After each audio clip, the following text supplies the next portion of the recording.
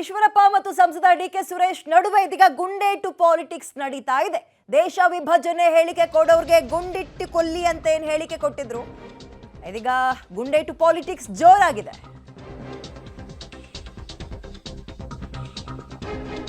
ಈಶ್ವರಪ್ಪ ಹೇಳಿಕೆಗೆ ಸಂಸದ DK Suresh counter ಕೊಟ್ಟಿದ್ದಾರೆ. ನಿಮ್ಮ ಮನೆಗೆ ಬರ್ತೀನಿ, ನೀವೇ ಗುಂಡಿಕ್ಕಿ ಕೊಲ್ಲಿ, ಎಷ್ಟಾದ್ರೂ ಗಾಂಧೀಜಿ ಕೊಂದ ಪಕ್ಷದವರಲ್ವಾ ನೀವು ಅಂತ ಡಿಕೆ ಸುರೇಶ್ ಸಂಸದರು ಕಾಲೆಳೆದಿದ್ದಾರೆ. ಈಶ್ವರಪ್ಪ ಅವರು ಮೊನ್ನೆ ಕೊಟ್ಟಂತಹ ಹೇಳಿಕೆ, ದೇಶ ವಿಭಜನೆಯ ಹೇಳಿಕೆ ಕೊಡೋರ್ನ ಗುಂಡಕ್ಕಿ ಕೊಲ್ಲುವಂತಹ ಕಾನೂನು ತರುವಂತೆ ಮೋದಿ ಅವರನ್ನ ಒತ್ತಾಯಿಸ್ತೀನಿ ಅಂತೇನು ಹೇಳಿದ್ರು ಮಾಜಿ ಶಾಸಕರು ಕೆಎಸ್ ಈಶ್ವರಪ್ಪ ಅವರು.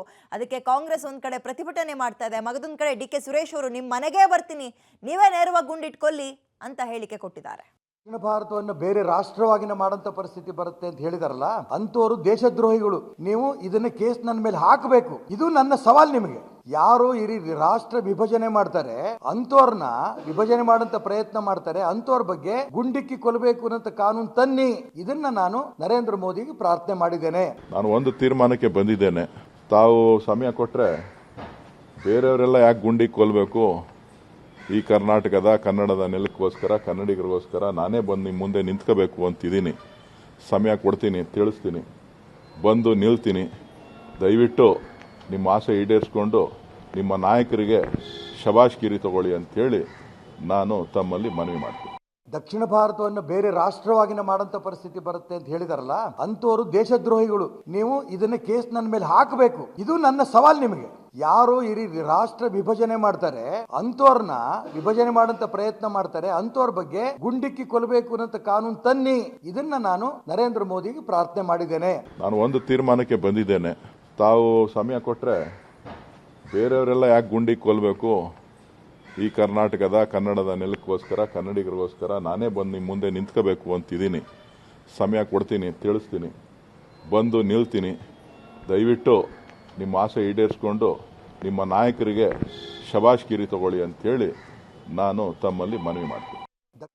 ಈಶ್ವರಪ್ಪ ಕೊಟ್ಟಂತಹ ಹೇಳಿಕೆಗೆ ಸಂಸದ ಡಿಕೆ ಸುರೇಶ್ ಅವರು ಬೇರೆಯವರು ಯಾಕೆ, ಕನ್ನಡಕ್ಕೋಸ್ಕರ, ಕನ್ನಡ ನಾಡಿಗೋಸ್ಕರ, ಕನ್ನಡಿಗರಿಗೋಸ್ಕರ ನಾನೇ ನಿಮ್ಮನೆ ಬಾಗ್ಲಿಗೆ ಬರ್ತೀನಿ, ನೀವೇ ಗುಂಡಿಟ್ಟು ಕೊಲ್ಲಿ ಬೇಕಾದ್ರೆ ಅಂತ ಹೇಳಿಕೆ ಕೊಡೋದ್ರ ಮುಖಾಂತರ ಅವರ ಹೇಳಿಕೆಗೆ ಕಾಲೆಳೆದಿದ್ದಾರೆ, ತಿವಿದಿದ್ದಾರೆ.